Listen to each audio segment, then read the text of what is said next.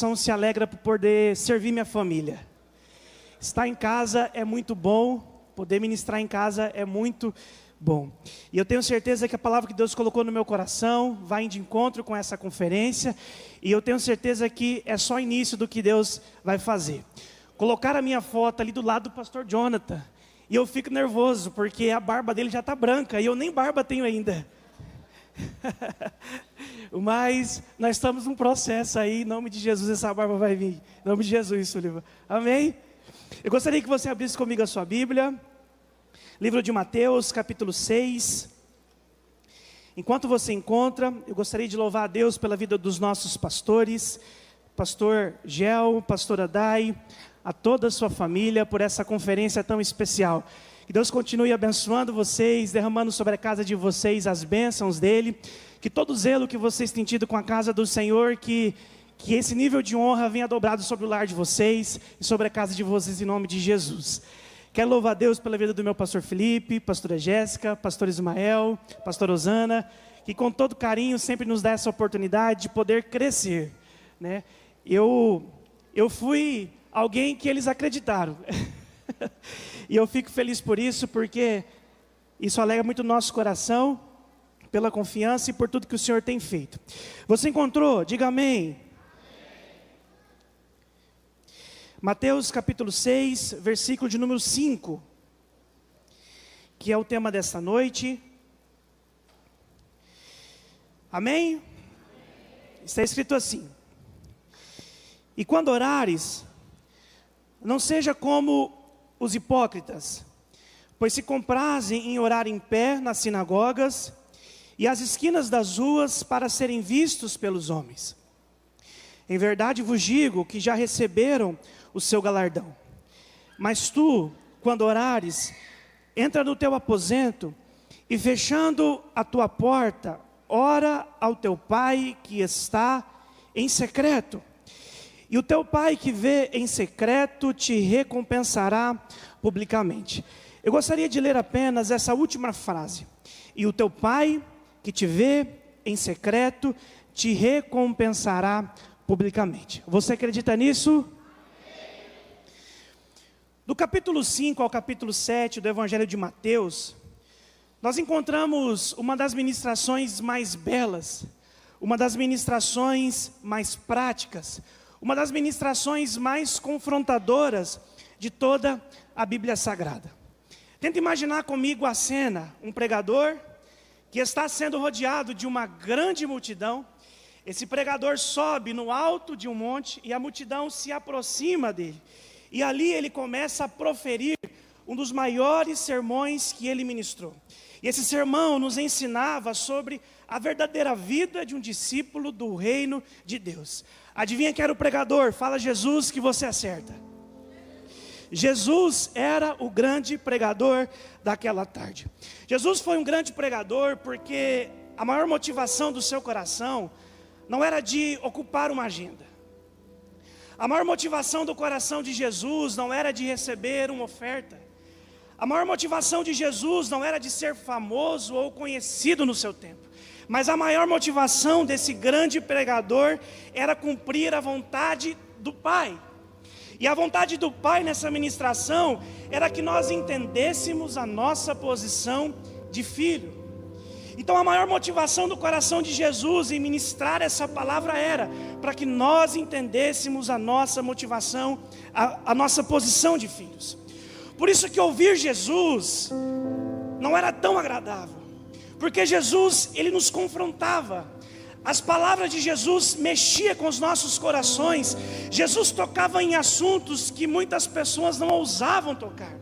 Jesus era aquele pregador que ele enxergava o tapete, ele levantava o tapete e mostrava a sujeira que estava debaixo do tapete. Então Jesus, nessa ministração, ele aponta para a nossa humanidade. Ele começa a revelar quem nós somos. Ele começa a mostrar quão falho nós somos e o quanto a nossa humanidade nos torna pessoas fracas. Eu imagino que hoje, Stephanie, se Jesus fosse fazer uma grande conferência, imagina que Jesus fechasse um estádio e que o tema dessa ministração, que o tema dessa conferência fosse o Sermão do Monte. Imagina que aquele estádio ia lotar de pessoas. As pessoas iriam ouvir porque Jesus era um grande pregador. Mas quando Jesus inicia a ministração, Ele não inicia olhando nos nossos olhos e dizendo assim: vocês são imbatíveis.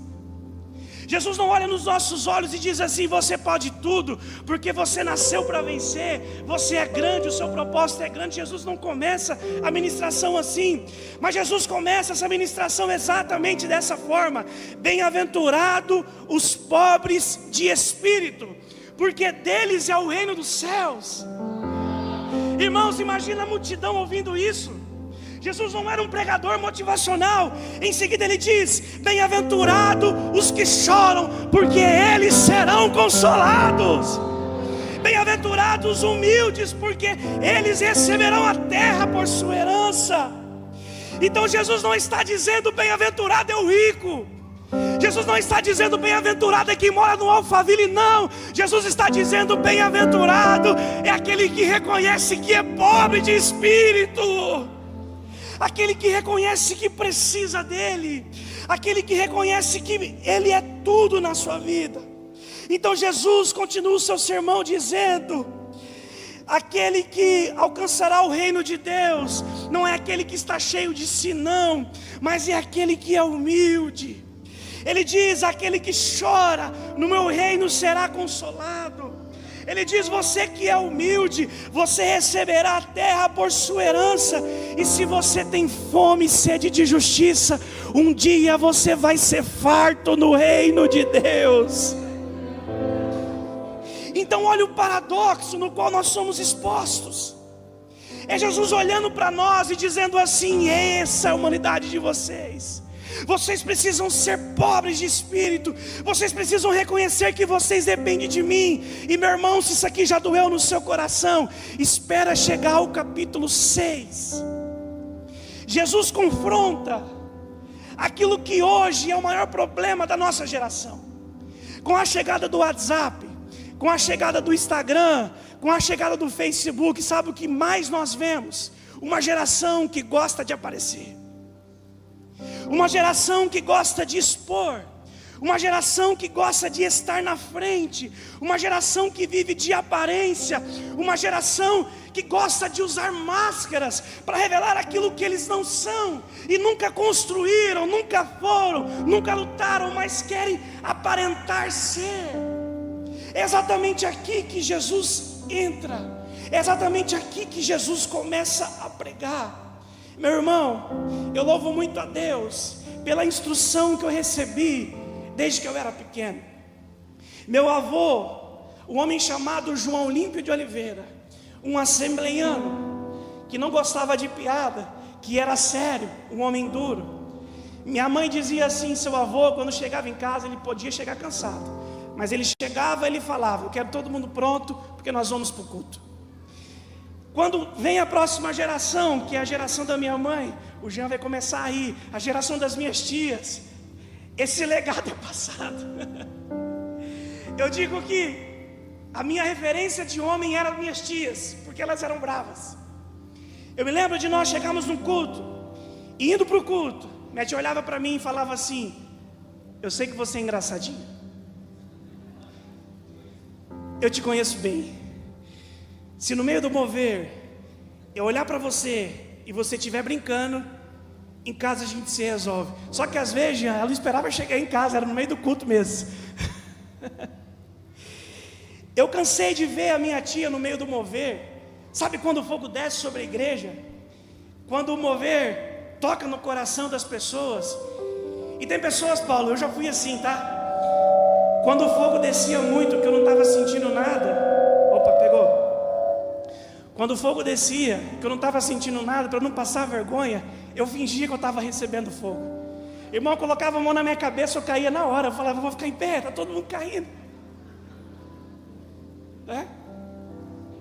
Eu me lembro de uma vez, eu sentado, essa cena nunca sai da minha cabeça. Me lembro que o mover desceu sobre a igreja, desceu uma glória muito grande sobre a igreja, antes da palavra. E aí o mover cessou, e uma irmã ficou na frente da igreja, fazendo isso aqui, ó, rodando, e recebendo, e rodando, e recebendo. E o pastor esperando para pregar. parado. Me lembro, irmão, da minha tia levantar, bater nas costas dela e falar assim: irmã, o pastor quer pregar, tem como você sentar? Irmão, eu não sei o que acontecia, mas o Espírito cessava na hora, e a pessoa sentava. Então eu ficava espantado com isso, mas tudo isso gerou nos nossos corações temor. Nós entendemos que quando nós entramos na presença de Deus, Deus quer enxergar pessoas de verdade. Deus quer enxergar pessoas que entendam que a presença dEle é algo sério. É por isso que os maiores inimigos da fé, Paulo, não são os ímpios, porque do ímpio a gente já espera incredulidade, mas os maiores inimigos da fé são os hipócritas, porque além deles não viverem aquilo que eles pregam, eles ainda carregam uma multidão juntamente com eles. E esse problema parece que nunca saiu da igreja, sempre existiu. E é por isso que no capítulo 6 Jesus começa a bater nessa tecla. E o que me deixa intrigado é que nesse capítulo Jesus deixa uma mensagem muito clara para nós. Jesus olha para nós e diz assim: eu apenas não enxergo aquilo que vocês fazem, eu apenas não enxergo aquilo que as suas mãos desenvolvem, mas eu também enxergo a motivação do coração de vocês.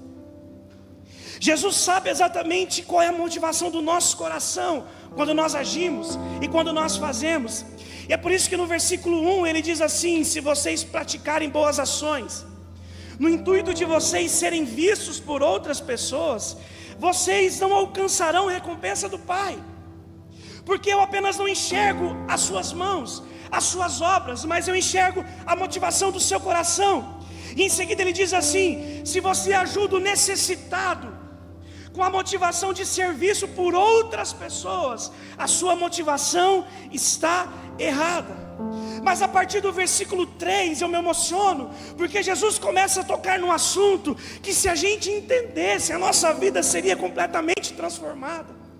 E ele começa a pregar assim: entretanto, quando vocês cuidarem dos necessitados, que a sua mão esquerda não saiba o que a sua mão direita está fazendo.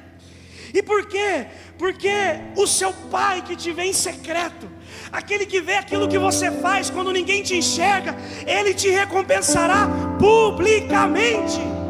Então não fica preocupado se o irmão do lado está vendo, se a sua igreja está vendo. Se preocupa se Deus está enxergando a motivação do seu coração. E no versículo 6, ele entra no texto que é o tema dessa conferência. Ele diz assim: e quando você for para o seu quarto, feche a porta do seu quarto e ore ao seu Pai que está em secreto, e o seu Pai que te vê em secreto o recompensará publicamente. Presta atenção, quando você ora, Deus não apenas ouve, mas Ele vê. Ele diz assim: quando você orar, o seu Pai que te vê em secreto, Ele o recompensará. E aí, quando esse versículo chega até os nossos corações, isso aqui mexe com nós, porque quando Jesus fala a respeito dele, do Pai, de Deus, a nomenclatura que ele usa é a palavra Pai. E para que a gente entenda o que Jesus estava querendo dizer aqui, a gente precisa enxergar o relacionamento de Deus com o ser humano. Nós precisamos comparar esse relacionamento com o relacionamento de um pai e de um filho. E o primeiro ponto aqui nessa noite é: o filho, ele tem necessidade de se relacionar com o pai.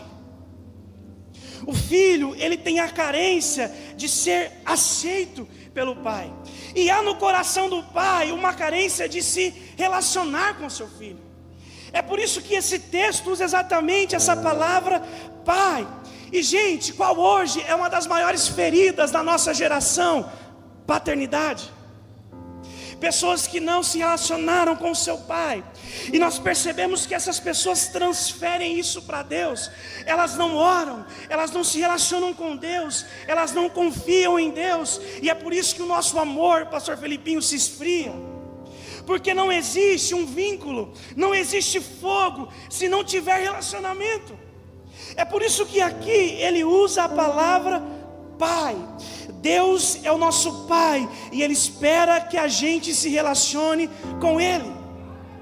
Mas esse ano meu coração se alegra, porque a nossa igreja se levantou e disse: nós vamos orar, nós vamos se relacionar com Deus. As pessoas podem perguntar para nós: mas a sua igreja não está no ano de milagre? Nós acreditamos que é através da oração que o milagre vem. A sua igreja não está no ano de portas abertas, não, porque nós acreditamos que é através da oração que as portas se abrem. É a oração que move o coração de Deus.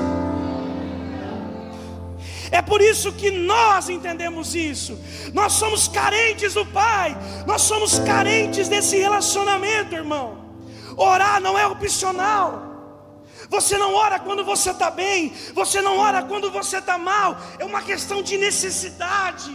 Você precisa ser apaixonado pelo Pai.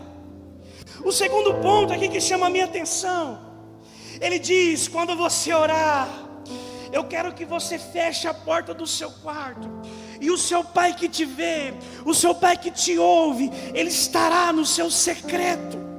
Para que a gente entenda o versículo 6, nós precisamos voltar ao versículo 5. Ele diz assim: quando vocês forem orar, eu não quero que vocês sejam como os hipócritas, pois eles se comprazem em orar em pé nas sinagogas e às esquinas das ruas, para serem vistos pelos homens. No original, pastor Felipe, a palavra hipócrita significa um ator. Os gregos eram chamados exatamente assim, porque quando eles estavam num teatro, eles colocavam uma máscara e eles começavam a atuar. O que Jesus está dizendo é, para eles, o palco são as ruas, são as sinagogas, o público deles são as pessoas. A oração virou uma apresentação, e a recompensa deles é apenas a admiração humana. É por isso que eles são hipócritas, porque eles usam máscaras, eles se apresentam como alguém que eles não são.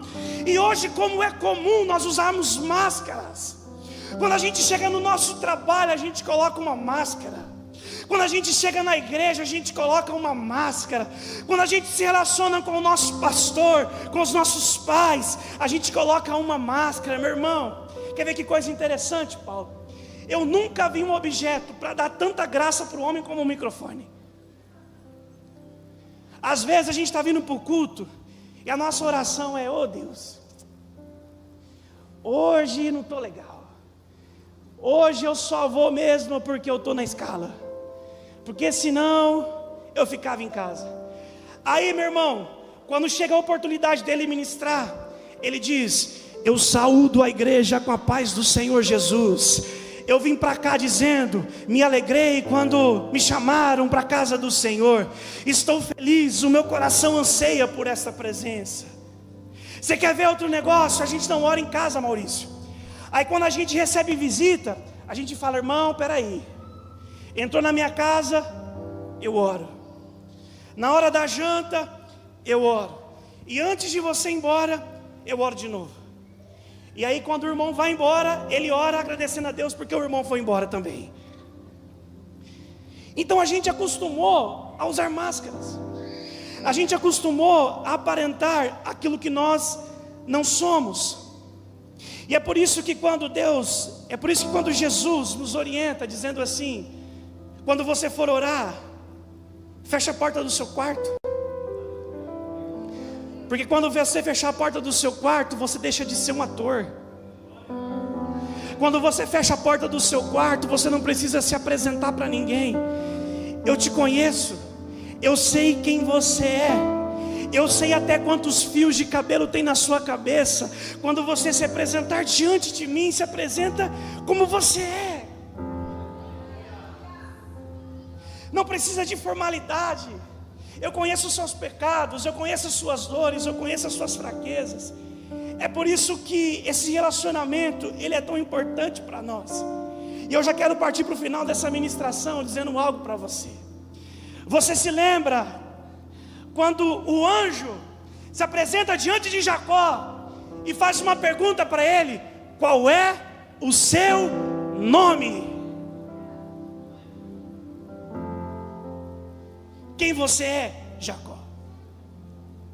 Eu imagino que no coração de Jacó, na mente de Jacó passa um filme, porque ele se lembrou do dia em que, quando seu pai estava com as vistas embaçadas, o pai olha para ele e pergunta assim: quem você é? Ele coloca a máscara de Esaú e ele diz assim: eu sou Esaú. Mas, meu irmão, quando você se encontra com Deus, não tem como você esconder quem você é. Mas o que Ele quer é ouvir isso dos nossos lábios. Ele olha para Deus e diz assim: o meu nome é Jacó. Eu sei o significado que meu nome tem. Significa um enganador, significa um trapaceiro, mas esse é quem eu sou. E eu reconheço isso. Eu passei a minha vida inteira pensando nisso. Mas a Bíblia fala que numa noite, Paulo, num val de Jaboque, perto de um ribeiro, ele olha para sua família e diz assim: passem, vão, porque eu preciso ficar sozinho. E naquela noite o anjo se apresenta para ele, e ele começa a lutar com aquele anjo. Ele começa a buscar a sua bênção. E diz o texto que Jacó olha para o anjo e diz assim: eu não vou te soltar até você entregar a minha bênção. Eu não vou te soltar até você entregar aquilo que eu vim buscar. E aí nessa noite eu te faço uma pergunta. Nessa luta tinha uma plateia. Nessa luta tinha pessoas enxergando. Nesse dia Jacó tinha muitas pessoas vendo ele lutar. Não, mas ele lutou no secreto. Ele lutou no secreto, ele se esforçou e ele disse: eu não vou sair daqui até que eu receba a minha bênção. E é exatamente neste dia que o próprio Deus olha para ele e diz assim: a partir de hoje você não se chamará mais Jacó, você se chamará Israel, porque como um príncipe você lutou e você venceu. Ele não ouviu que ele era Israel da boca da multidão, não. Ele não ouviu que ele era Israel da boca do seu pai, não. Ele ouviu que ele era Israel da boca do próprio Deus. E é essa aprovação que nós precisamos, meu irmão. É dessa aprovação que o nosso coração anseia. Quando ele diz para ele: você lutou e você prevaleceu, não é que Jacó venceu Deus, não. O que Deus está dizendo é: você lutou até o fim, você perseverou, você foi até o final e você alcançou aquilo que você veio buscar. Meu irmão, quer vencer as suas guerras? Vai para o seu secreto, porque o Pai está lá e Ele te ouve, Ele sabe quem você é. Eu gostaria que nessa noite você se colocasse de pé.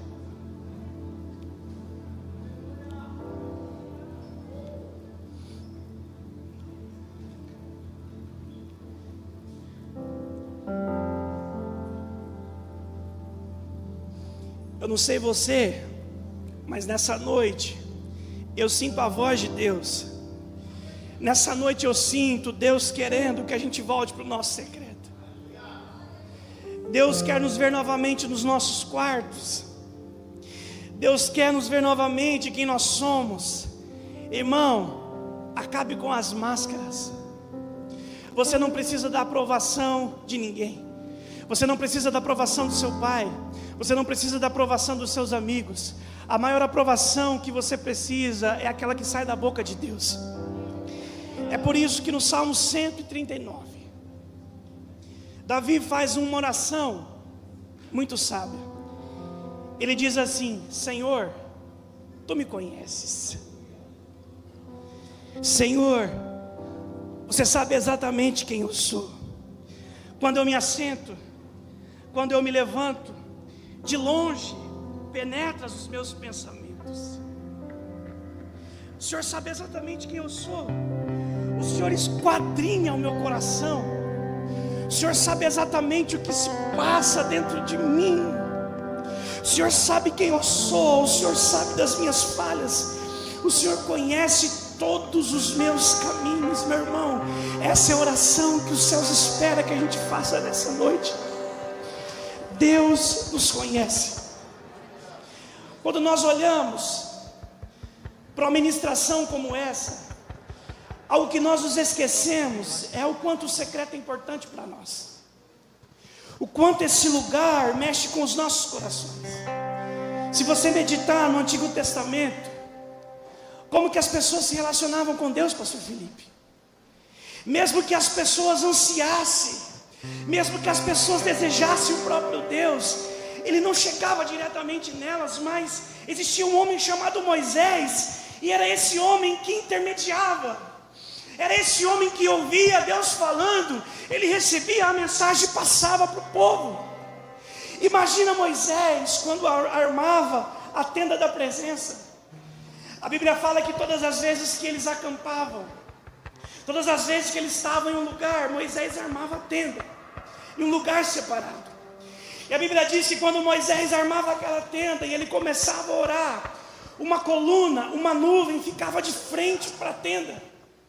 Imagine as pessoas vendo aquela cena, e a Bíblia diz que era como se Moisés conversasse com Deus face a face. É como se ele ouvisse a voz do próprio Deus.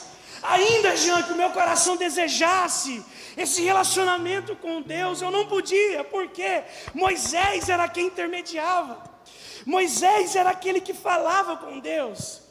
Agora imagina quando o tabernáculo é construído, como a Vitória ministrou aqui.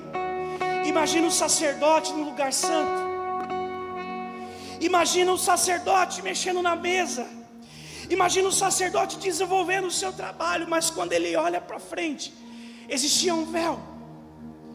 E eu não sei você, mas talvez ele olhava para aquele véu e dizia assim: o que ele sente quando ele entra lá, o que ele enxerga quando ele acessa aquele lugar. Só que a regra era apenas o sumo sacerdote, apenas aquele que tem, sabe, a liberdade de entrar naquele lugar pode desfrutar desse momento.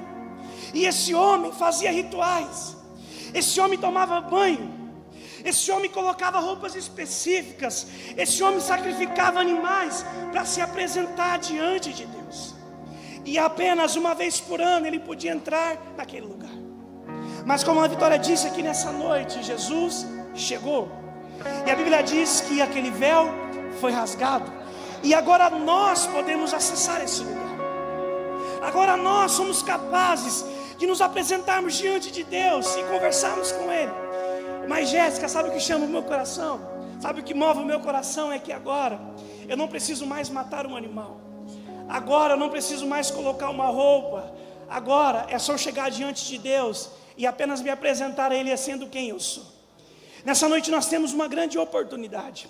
Eu gostaria que você fechasse os seus olhos. Eu gostaria que nessa noite você entrasse nessa nuvem de glória. Essa é uma noite na qual Deus nos chama para esse lugar secreto. Essa é uma noite na qual Deus nos chama para desfrutarmos dessa presença ao lado dEle.